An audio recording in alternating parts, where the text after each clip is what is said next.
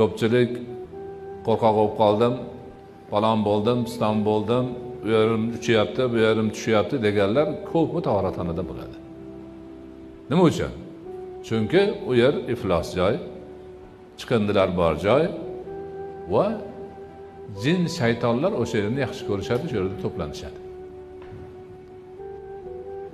Shuning uchun tahoratxonaga kirayotganda Rasululloh akram alayhisolatu vassalom A'udhu bi kalimatillahi tammati minal khubuthi wal khaba'isi deb kirganlar. Khubus degani erkak jinlar degani. Khaba'is degani urg'ochi jinlar degani. Bularni hammasidan Allohdan panoh tilayman deb chap oyog'ini oldin qo'yib kiradi. Bizda o'shanaqa poklanish kerak bo'lgan iflos boshqa ishlarga, boshqalarga chap taraf nima qilingan, tayin